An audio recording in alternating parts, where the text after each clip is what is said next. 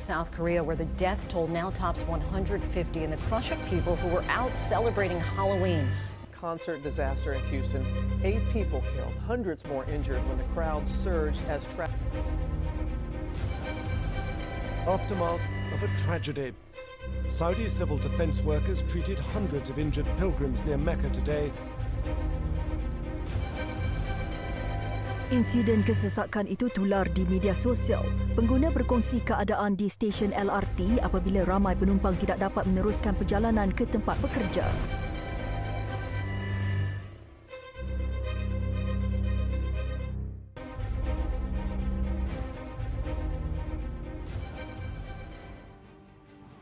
Assalamualaikum dan salam sejahtera kepada Dr. Hamzun dan juga rakan-rakan. Kami dari kumpulan 1 ataupun kumpulan Eureka akan membentangkan kajian kami berkenaan kesesakan orang ramai. Berikut merupakan ahli kumpulan kami iaitu saya Mariam, Aiman, Fatin, Nabila, Maisara dan juga Aina Sabrina. Sebagai pengenalan, kesesakan orang ramai sering berlaku di mana raya yang mempunyai ketepatan penduduk yang tinggi serta di perhimpunan besar atas pelbagai tujuan seperti keagamaan, perayaan, acara sukan dan lain-lain. Isu ini menimbulkan pelbagai masalah serius, antaranya ialah kemalangan crowd crush, iaitu satu keadaan di mana kesesakan melampau menyebabkan tekanan tinggi ke atas individu dan mendorong orang ramai terjatuh dan menghempap sesama sendiri. Hal ini mampu menyebabkan kesesakan nafas dan juga berlakunya kematian. Menurut John Froon, iaitu seorang jurutera yang terkenal dengan kerjayanya dalam bidang sains orang ramai, beliau mengatakan apabila ketupanan manusia mencapai 7 orang dalam setiap meter persegi, pergerakan orang ramai mula bertindak seperti cecair di mana terdapat individu yang bergerak mengikut arus kesesakan tanpa kerelaan mereka. Berikut merupakan contoh tragedi yang pernah terjadi di seluruh dunia. Yang pertama adalah tragedi Itaewon yang berlaku pada Oktober 2022 di mana orang ramai berkumpul bagi merayakan sambutan Halloween, namun ianya menjadi tragedi berdarah apabila berlakunya crowd crush yang meragut lebih 100 nyawa. Seterusnya adalah tragedi yang berlaku di Mekah di mana orang beragama Islam daripada seluruh dunia berkumpul bagi melaksanakan ibadah. Insiden di Mekah ini merabut nyawa beribu-ribu jemaah, terutamanya ketika melakukan acara melontar jamrah yang berlaku di Kota Mina. Pada tahun 2006, seramai 364 jemaah haji terbunuh akibat rempuhan yang berlaku di kota tersebut. Seterusnya, kita akan masuk kepada permasalahan kajian. Yang pertama iaitu telah berlakunya rusuhan di pekarangan stadium dengan membakar kenderaan polis dan melakukan kerosakan harta benda awam. Kesesakan terlalu ramai itu membuatkan orang ramai telah menjadi agresif sehingga mampu mencederakan penyokong yang lain. Yang kedua, berlakunya pergaduhan antara penyokong Kelantan FC dan Perak FC yang menyebabkan laluan keluar stadium telah ditutup dan telah memerangkap penyokong Perak FC kerana kawasan luar stadium dibanjiri dengan penyokong Kelantan FC. Dan yang ketiga, kesesakan orang ramai yang padat mampu memberikan tekanan kepada individu, terutama sekali semasa negara kita dilanda COVID-19. Permasalahan kajian yang keempat adalah berlaku kesesakan di transit aliran ringan iaitu LRT kerana berpunca daripada kerosakan pada sistem mekanikal lalu telah menyebabkan penumpang terpaksa keluar daripada tren dan menyebabkan orang ramai tertumpu di sesuatu tempat. Dan akhir sekali adalah berlaku perebutan barangan antara pelanggan dan pelanggan di pasaraya Ekonsif yang terpaksa bersempit kerana terdapat ramai orang di dalam pasaraya tersebut sehingga menyebabkan barangan rosak dan kesesakan yang melampau. Sekarang saya Nurul Maisarah akan membentangkan faktor ataupun punca bagi kesesakan melampau. Salah satu punca kesesakan melampau ini ialah orang awam tidak mengetahui lokasi pintu-pintu kecemasan untuk keluar dengan selamat jika pasukan yang menguruskan pengunjung tidak memberikan arahan atau langkah keselamatan jika berlaku kecemasan. Dengan ketiadaan prosedur yang terantau dan lengkap, Jika berlakunya kecemasan di dalam kesesakan manusia, ianya mungkin akan menyumbang kepada berlakunya pelanggaran atas satu sama lain. Seterusnya, bagi faktor kedua, orang awam tidak mengetahui kuantiti manusia yang sedang berada di lokasi tersebut jika bilangan manusia di suatu tempat tidak dikawal dengan baik. Apabila penganjur yang menganjurkan suatu festival atau pesta berskala besar yang mengumpulkan ramai manusia di satu tempat tidak dapat mengawal jumlah pengunjung yang hadir, akibat daripada kecuaian tersebut dapat menyumbang kepada tragedi sebegini. Bagi faktor ketiga, jika orang awam tidak ada maklumat tentang tempat untuk mendapatkan bantuan ketika kecemasan, sebagai contoh, apabila badan-badan manusia saling menghampak satu sama lain sehingga boleh mendorong pada stampede dan mereka yang ingin memaklumkan situasi tersebut tidak sempat meminta bantuan daripada pihak yang bertanggungjawab. Faktor seterusnya, ketiadaan sistem pemberitahuan yang efektif kepada orang ramai sekiranya berlakunya kecemasan. Apabila orang yang berada di dalam kesesakan tidak bertanggungjawab dengan menyebabkan panik dan huru-hara di tempat yang sempit ketika kecemasan. Mereka yang tidak dapat bergerak di tempat yang sempit sepatutnya menghadkan langkah agar tidak menghasilkan tekanan antara satu sama lain. Dan akhir sekali, bagi punca yang mengakibatkan kesesakan melampau yang boleh menyebabkan kematian adalah bantuan yang lewat sampai ke lokasi yang berlaku kesesakan melampau.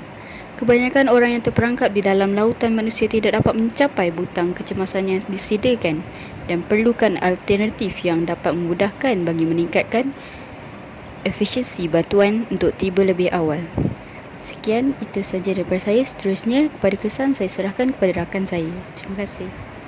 Saya Nurfatin Najwa. Saya akan menjelaskan kesan bagi kesesakan melampau ini.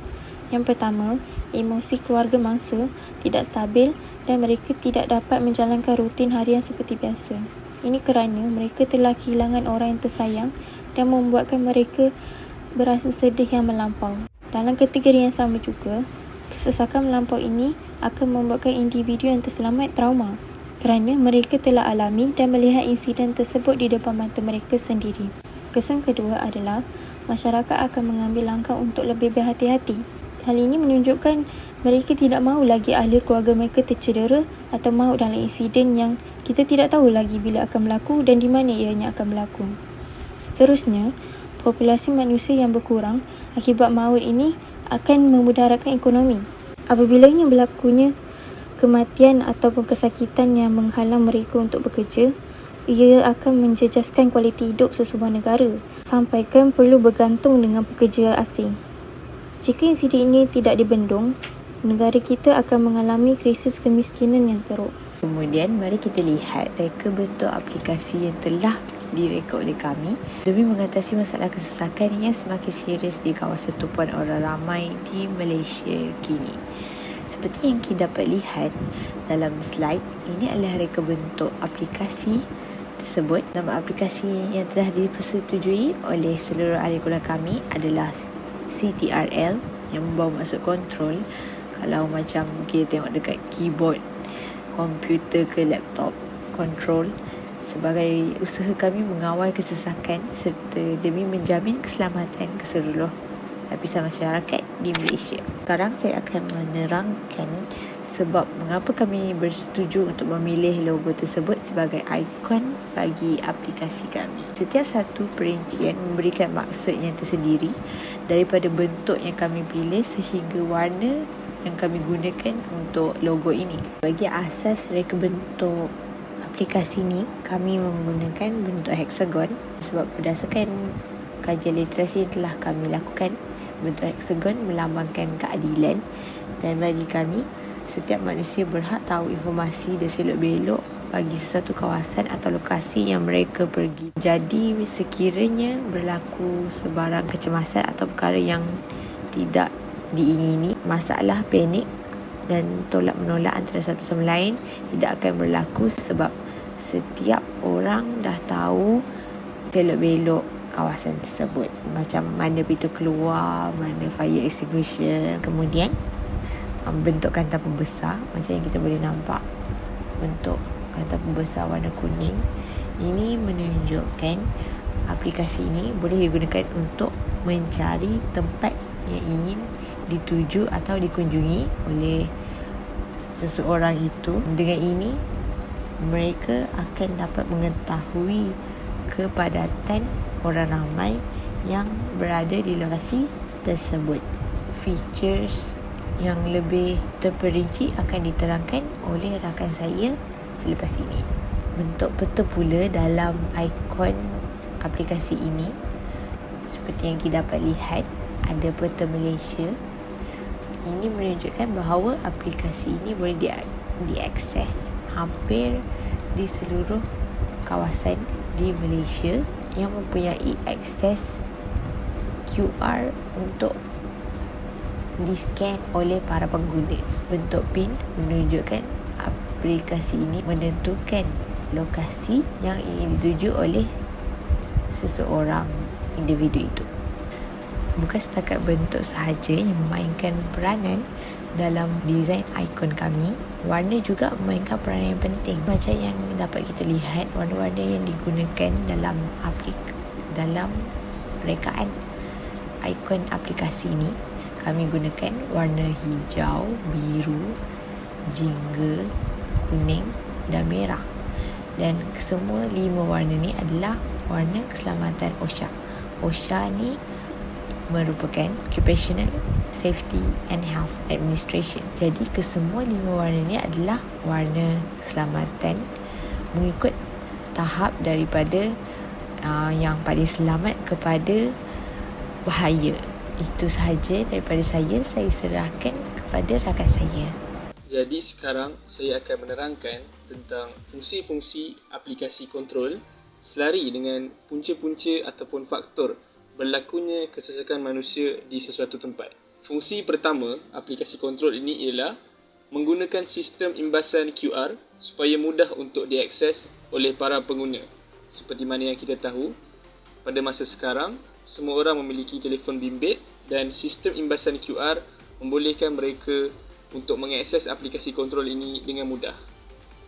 Seterusnya, aplikasi ini juga memberi maklumat tentang lokasi-lokasi pintu kecemasan di lokasi tersebut. Kesannya, tiada lagi isu tidak menjumpai lokasi-lokasi pintu kecemasan semasa kesesakan manusia berlaku. Tambahan pula, aplikasi kontrol ini memberi maklumat tentang bilangan individu yang berada di lokasi tersebut. Sebaik sahaja para pengguna mengimbas QR code yang ada di lokasi. Maklumat tentang bilangan individu yang berada di lokasi tersebut ini akan membantu pengguna untuk mengetahui sama ada lokasi tersebut selamat untuk dikunjungi ataupun tidak. Selain itu, aplikasi kontrol ini juga memberikan notifikasi khas kepada pengguna-pengguna sekiranya berlaku kecemasan di kawasan tersebut. Dengan ini, para pengguna akan lebih peka dan juga cakna sekiranya sesuatu kecemasan berlaku di kawasan tersebut. Dan akhir sekali, feature ataupun fungsi aplikasi kontrol ini ialah mampu menyambungkan terus pengguna ke talian kecemasan seperti bomba, ambulans dan juga polis tanpa perlu mencari-cari nombor telefon pihak-pihak berkenaan.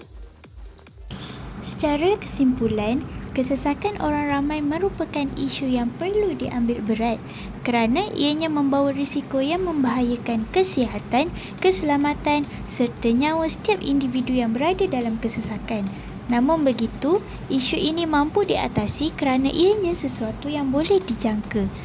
Dengan adanya aplikasi kontrol ataupun CTRL, ianya mampu membantu pihak penguasa dan penganjur mengawal kesesakan orang ramai dengan lebih efisien.